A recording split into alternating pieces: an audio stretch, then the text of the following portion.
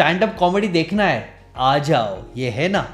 Movie देखना है, special corner seat चाहिए, आ जाओ, ये है ना।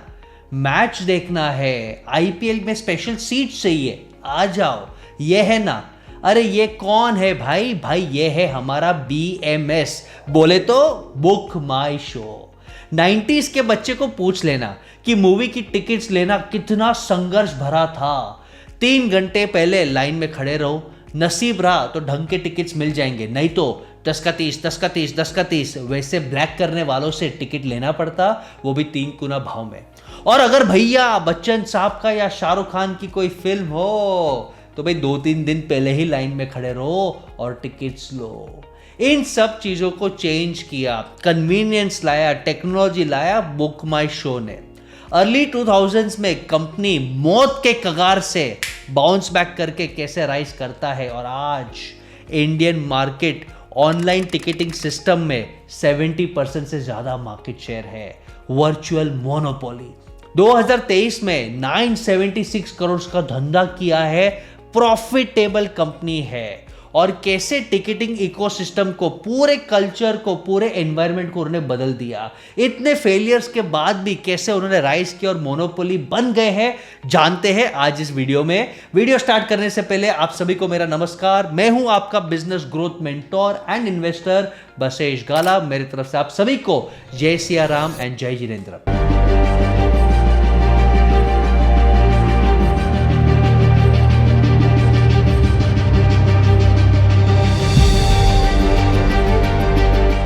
तो कहानी शुरू होती है जब आशीष हेमरजानी ने यह देखा कि मूवी टिकट्स के लिए लोगों को घंटे लाइन में खड़े रहना पड़ता है। और यूजुअली सक्सेसफुल बिजनेस मॉडल वही है जो या तो कॉस्ट, या तो टाइम, या तो कन्वीनियंस इंप्रूव करे। अपने आसपास के प्रॉब्लम्स को ऑब्जर्व करने के बाद 1999 में आशीष ने एक प्लेटफॉर्म डिजाइन किया, गो फॉर टिकटिंग करके, और यहां से कहानी होती है शुरू। और ये टाइम था .com बूम का, जब नैस्डैक जो कि अमेरिका का स्टॉक इंडेक्स है, उसमें टेक्नोलॉजी कंपनीज के शेयर बहुत ही रैपिडली ग्रो हो रहे थे। इनफैक्ट आज भी स्टॉक मार्केट रैपिडली ग्रो हो रहा है, ये बबल है, बच के रहना। इसके बारे में जानना है तो मेरे थर्सडे के बिज चर्चा को, लाइव इंटरेक्शन वीडियो को जरूर देखना। वापिस आते हैं ये वीडियो पे। इसके साथ ही गो फॉर टिकटिंग जो JP मॉर्गन से पहली इन्वेस्टमेंट मिली और गाड़ी शुरू हो गई, big tree entertainment private limited की नींव डाल दी। लेकिन 2002 में .com क्रैश, जब नैस्डैक इंडेक्स टेक्नोलॉजीज के शेयर 77% तक गिर गए, एक ऐसा हाहाकार आ गया, लेऑफ्स होने लग गए, तब आशीष हेमरजानी का बिजनेस बिल्कुल बंद होने के कगार पे आ गया। और आशीष हेमरजानी को अपने पेरेंट्स के घर पर लोन लेकर वापस अपने ही कंपनी के स्टेक्स खरीदने पड़े, यानी सब दांव पे लगा दिया।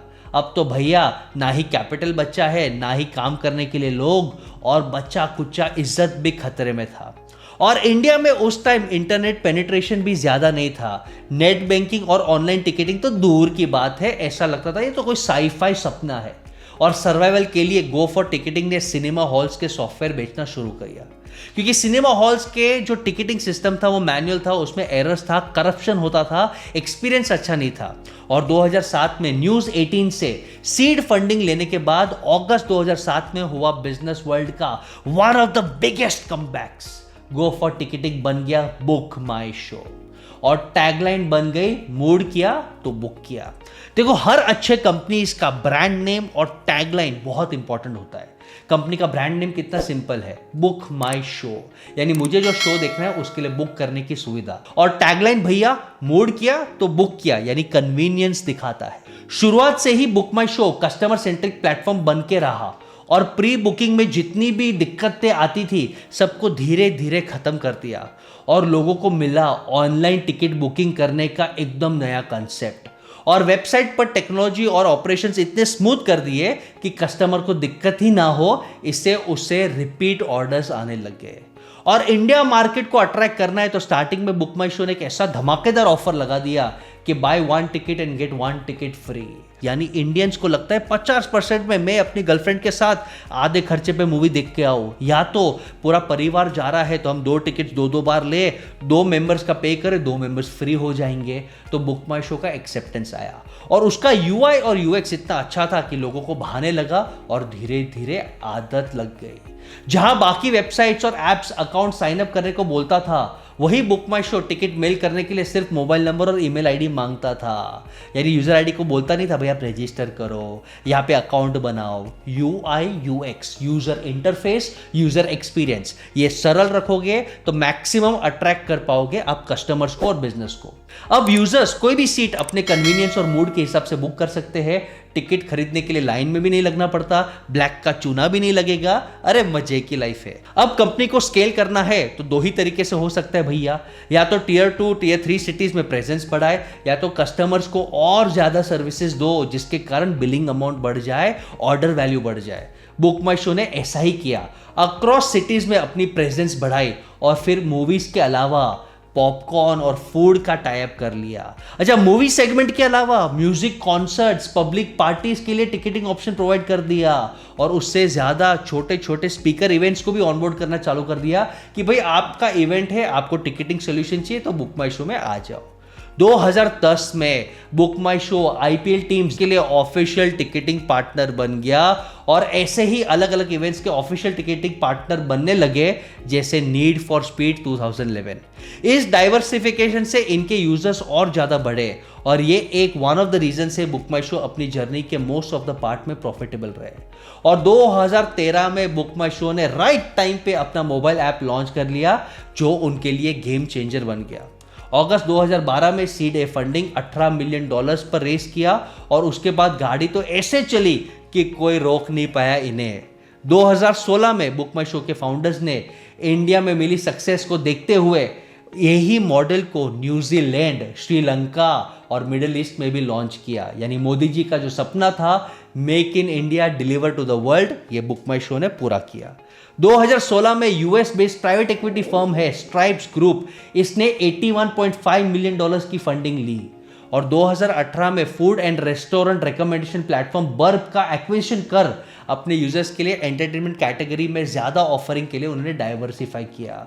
और अब आया सबसे मुश्किल दौर, यानी मोनोपोली खड़ा कर दिया, कन्वीनियंस, टाइम और कॉस्ट को सॉल्व कर दिया, लेकिन परीक्षा आ गई कोविड के रूप में, जहां एंटरटेनमेंट इंडस्ट्री ने सबसे अधिक पैंडेमिक एरा को फेस किया, क्योंकि लॉकडाउन के कारण सारे थिएटर्स और सारे ऑडिटोरियम्स बंद हो गए। इस पैंडेमिक एरा से निपटने के लिए बुक माई शो ने ऑनलाइन इवेंट्स एंड कंटेंट की स्ट्रीमिंग स्टार्ट कर दी। वो सोचे कि अगर हम बैठे रहेंगे तो हमारे खर्चे कैसे पूरे होंगे, लोग ऑनलाइन नेटफ्लिक्स पे कंटेंट कंज्यूम करते हैं, हम कैसे पिवट करें। पिवट किया जिससे इसके यूजर्स एंगेज रहे और कमाल की बात यह रही कि यूजर्स ने वही किया जो बुक माई शो चाहता था, क्योंकि लॉकडाउन में लोगों के पास एंटरटेनमेंट के लिए बहुत कम ऑप्शन थे और टाइम था ज्यादा। और इस स्ट्रैटेजी के सक्सेसफुल होने के बाद बुक माई शो ने 2021 में BMS स्ट्रीमिंग लॉन्च किया, जो यूजर्स को पे पर व्यू स्ट्रीमिंग सर्विस देती है। यानी कोई अच्छा मूवी लगा, आप रेंट पे मूवी खरीद दो, उसको देख लो, बुक माई शो का रेवेन्यू मिल जाएगा, आपको आपका मिलेगा टाइम पास। आप कंपनी का बिजनेस मॉडल समझते हैं, बुक माई show commission based business model पे काम करता है। वो अपने प्लेटफॉर्म पर बेचे गए हर एक टिकट से ऑलमोस्ट 10% कमाता है। टिकट सेलिंग के अलावा एडवर्टाइजिंग, पार्टनरशिप्स और रिसेंटली लॉन्च किए हुए स्ट्रीमिंग सर्विसेज से भी यह रेवेन्यू जनरेट करता है। कंपनी अपने खुद के प्रोडक्ट्स और इवेंट से भी पैसे बनाती है, जहां पे उनको मार्जिन ज्यादा मिलता है। बुक माई शो ने इंडिया के ऑनलाइन एंटरटेनमेंट टिकटिंग इंडस्ट्री पे अपनी बादशाहत रख दी है। फाइनेंशियल ईयर 2024 में 75% से ज्यादा मूवी टिकटिंग कंट्रोल है। हर साल 180 मिलियन से ज्यादा टिकट्स बेची जाती है और 2023 में तो 29 मिलियन टिकट सिर्फ मूवीज की बुक हुई थी और 13 अगस्त 2023 को तो भैया सारे रिकॉर्ड्स ही तोड़ दिए। एक ही दिन में करीब करीब 30 लाख टिकट्स बेच दिए। और जो अब कंपटीशन में है उसमें सेकेंड नंबर पे आता है पेटीएम इनसाइडर, जिससे अब जोमैटो ने 2048 करोड़ में एक्वायर कर लिया। 2016 में पेटीएम ने मूवी टिकट सेलिंग में अपना कदम रखा। अपने ऐप के जरिए टिकट सेल करके छोटे शहरों और कस्बों में अच्छी मार्केट बनाई। मगर अभी तक ये बुक माई शो के सक्सेस और दुनिया भर में फैले यूजर्स के आसपास भी नहीं आ पाया। फिर आते हैं इंडिया के दो लार्जेस्ट मल्टीप्लेक्स चेन्स, आइनॉक्स और पीवीआर सिनेमा। इन्होंने भी अपने एप्स बनाए और वेबसाइट पे टिकट सेलिंग कर दी, लेकिन ये भी बुक माई शो के सामने पानी कम चाय हो गए। मतलब ये सभी धरती से पत्थर उठाकर चांद को मारने की कोशिश कर रहे। बुक माई शो चाहता है theatres, event organisers, comedy show, music shows, production house सबके साथ कोलैबोरेट करके, पार्टनरशिप करके हम हमारा रेवेन्यू, हमारा ग्रिप छोड़े नहीं। और यूजर्स को अन्य ऐप से ज्यादा स्पेशल डील्स, डिस्काउंट्स और सर्टेन इवेंट्स, एक्सक्लूसिव एक्सेस मिलते हैं। और क्रेडिट कार्ड फाइनेंस कंपनीज के साथ टाइप कर लिया। इसके लोग फलाना बैंक का क्रेडिट कार्ड लेते हैं कि भाई बुक माई शो पे एक टिकट पे एक फ्री मिलेगा, बुक माई शो पे 100 रुपये ऑफ मिलेगा। आम तो आम, गुटली के भी दाम। आज की डेट में 50 मिलियन से ज्यादा रजिस्टर्ड यूजर्स है, 5 करोड़ यूजर्स, और डेली एक्टिव यूजर्स 14 लाख है। रजिस्टर्ड यूजर्स में 15% 18 से 35 साल के young dynamic youth tech savvy age में है। यहां पर मेजर चीज है वो कि स्केलिंग, चाहे डिफरेंट इवेंट्स ऑनबोर्ड करने हो, चाहे वर्ल्ड कप का ऑफिशियल टिकटिंग पार्टनर बनना हो, या फिर इवेंट कंपनीज या सिनेमा हॉल्स को मनी डिपॉजिट्स देके उनके टिकटिंग अपने प्लेटफॉर्म पर करवाना हो, जिससे कंपनीज बुक माई शो के अलावा और किसी कंपनी को कॉन्ट्रैक्ट दे ही नहीं पाती।